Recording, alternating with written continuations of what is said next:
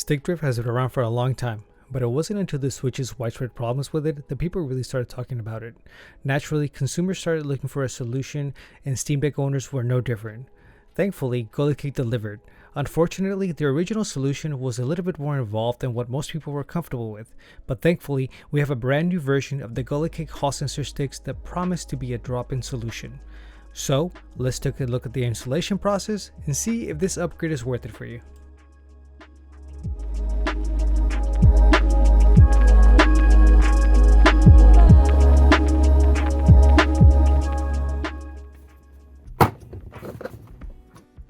So here we have the brand new GuliKit Hall sensor sticks for the Steam Deck, and like I was saying earlier, these promise to be a drop-in replacement, so that means you're not going to have to solder anything and you're going to be able to just install these and be ready to go. But before we get into the installation process, let's take a look at the packaging and the sticks themselves. The box itself is pretty simple. You're just going to have the image of the sticks in the front and some text, same thing on the back. Now there is one point here that you do want to pay attention to, and that's that you have to set the stick to the correct mode, A or B, and that's going to depend on your controller ID. If you don't do this part, then the capacitive touch on the stick isn't going to work. But figuring that is pretty simple, so don't worry about that. We'll cover that here in a little bit.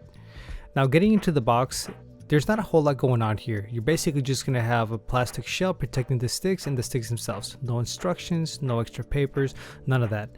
Now let's take a look at the sticks. And like I was mentioning earlier, you don't have to solder anything because they've actually done all of this for you. This wire here is the one you would have originally had to solder, and while it wasn't necessarily a difficult thing to do, it was still more than what a lot of people are willing to do. So it is nice that we have this option now. Looking at the backside, we have that switch that I was talking about for both A and B, and then we also have a small switch for calibration, which is another nice little quality of life improvement that they've actually done to try to make this process easier than it already is. Overall, the packaging is pretty simple and the sticks feel really nice, but let's move on and figure out what your controller ID is so you can set the switch on your stick. So all you need to do to find your controller ID is go to Settings, System, and then scroll until you find where it says Controller ID. If your controller ID starts with MEDA, then you have to set it to type A. If it starts with MHDA like mine do, you have to set it to type B. And remember, if you don't do this, then your capacitive touch isn't going to work on the sticks. Now one last thing I want to take a look at before we get into the deck is how responsive the stock sticks are. So to do that, we're going to go to Controller and then we're going to go to Calibration, and here we can calibrate our gyro, check our haptics, also adjust our dead zones. But the reason we're going to be in here is we want to see how responsive the sticks are so we can get a good idea of how the new ones are going to compare and if these center out. And as you can see, when they snap back, they're slightly off center, which means if we were to make this dead zones too small, we're going to have inputs registering, which basically means stick drift. Now, in theory, with the Hall stick, we should be able to make the dead zone very small because the stick should be snapping back to the middle every single time.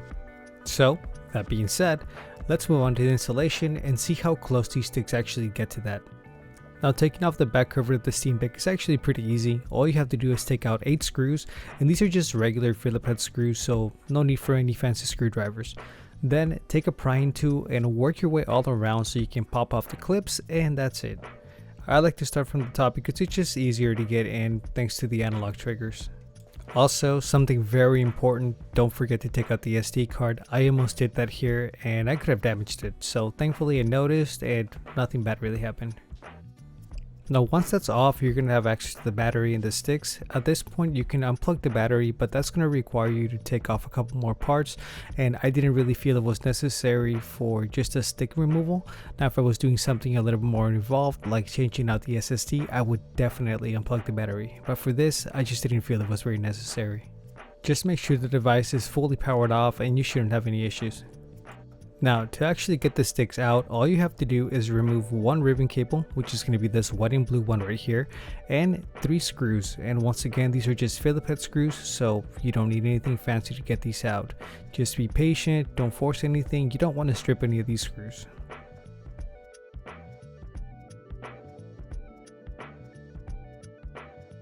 And that's it. Once you remove those screws and unclip that cable, you're going to be able to just lift it right out and replace it with a new one. But before we do that, let's just take a quick look at both of them and see if there's any differences. And for the most part, they're basically the same stick outside of some branding and the colors being slightly different. That's about it. The caps themselves look exactly the same, so from the outside you're not going to be able to tell which ones you have. Anyway, let's move on with the installation. Now that the old stick is out, you're going to want to place the new one into position and make sure it's lining up correctly. If not, it's not going to sit all the way in. It's easier if you lift the Steam Deck slightly off the table so that the sticks aren't touching, and that's about it. Just make sure everything's lined up. Now we're going to do the exact same thing on the other side. Remove the screws, take out the ribbon cable, lift the stick and replace it with the new one. The process is pretty easy. You just want to make sure that everything's lined up and that you don't over tighten the screws right away. You want to make sure everything's set first and then go ahead and tighten them up. That way you're not applying uneven pressure on the board. Now at this point, both sticks should be in position, and what I would recommend here is go ahead and rotate them around, see if they get stuck in any position, because this was happening to me and at first I wasn't sure what was causing this, so I actually went ahead and took them out and tried to reset them to see if this made a difference. Unfortunately it didn't, so at this point I was thinking I had a defective pair of sticks. Now luckily I did try one more thing, so I went ahead and took them out again and I took the cap off and reset them. After doing this, the problem was solved. Luckily it was a pretty easy fix, but I did go ahead and contact the seller about it, and I was told that unfortunately this does happen sometimes during shipment or during assembly, but it's not really a big deal. Just take them off, put them back in, and the problem is resolved. As you can see here, my sticks are working just fine now.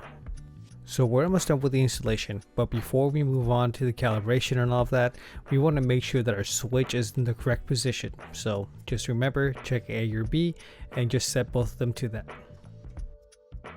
Now once that's done, we're actually going to turn the deck on, and we're not going to put the back cover on just yet because we are going to need access to those switches back there so we can actually do the calibration. Now there's two ways to calibrate these sticks. The first one is going to be to use the switches in the back. So to get those to work, you're going to go back to the calibration menu in the settings and you're going to pick either your left or your right stick.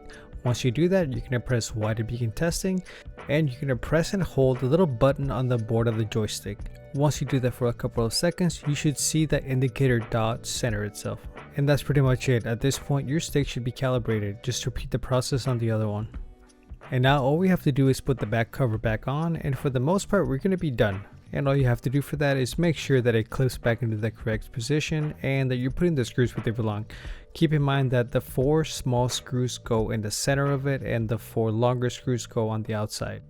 So at this point we're pretty much done. But just to be sure, we're going to go back into the calibration software and just make sure everything is working as it should. Now, if for whatever reason the indicator dot isn't sitting where you want it to be, or it's just not as precise or centered as you were hoping it was, we do have another option for calibration that tends to be a little bit more accurate. To do this, we're going to head over to desktop mode and we're going to open up Discover. Once there, use the search bar, press Steam and X to get the keyboard up, and type in console. Once you type in the first couple letters, it should pop right up. And once you do that, you're going to go ahead and press Steam and X again to bring the keyboard up, and type gamepad-cal. After that, press enter. You could also just try typing gamepad and then pressing tab to have the autofill option come up, but for some reason when I was doing it that wasn't working, so I just had to go ahead and type in the whole thing and press enter. But once I did, I was able to get the whole calibration thing going. So just wait a couple of seconds and let it do its thing, and then you're gonna just follow the steps. First one is don't touch the sticks, then press A. Once you do, it's going to tell you to rotate both of them at the same time 360 degrees twice. Once you do that, it's going to say calibration complete. Just press A or exit and you're done. Your stick should be calibrated now. So let's head on back to that calibration software. And now back here we can see that they are perfectly centered, and if you go back in the video a little bit, you can see that with the first method it was pretty much there, but it was slightly off. So if you wanted to be as precise as possible, I would say use this method instead. It just seems to be a little bit more reliable. So in conclusion, do I think the upgrade is worth it? Definitely. It's a really simple thing to do, and you're just gonna have that peace of mind that you're not gonna have to worry about drift. Even though stick drift isn't that big of a problem right now for the Steam Deck, there's always a chance that one of the sticks might go. So spending that extra $30 for It's going to last a lot longer. In my opinion, is very much worth it, especially when it's just a dropping upgrade. You don't have to worry about soldering, cutting cables, none of that. You're just going to take something out and put a new version in. Calibration is a pretty easy process too. You have two options of how you want to go about it. One, you just press a button and wait a couple of seconds and there you go. And the other one, you just go into the console and type in a quick command and just do a couple of rotations. Either way, it's pretty easy. Also, if you've been trying to work up the courage to open up your Steam Deck, you haven't modded anything up to this point, this is a really good one to start with because again, there's not a whole lot that can go wrong here. And who knows, once you do that, you might be brave enough to either do an SSD upgrade or maybe even a repaste, which is something that I want to do on mine because I've seen people have a noticeable improvement from it. So why not? That's one of the great things about the Steam Deck. It's a very powerful machine, but it's also a very user-friendly machine that's going to let you get in there and experiment. So don't be afraid to open it up and have some fun with it. Once again, thank you so much for watching. I hope you enjoyed the video. I hope it was helpful. If it was, please let me know in the comments. If it wasn't, feel free to share what you think you could do to improve the experience for you. I hope you have a great day, and I'll see you in the next one.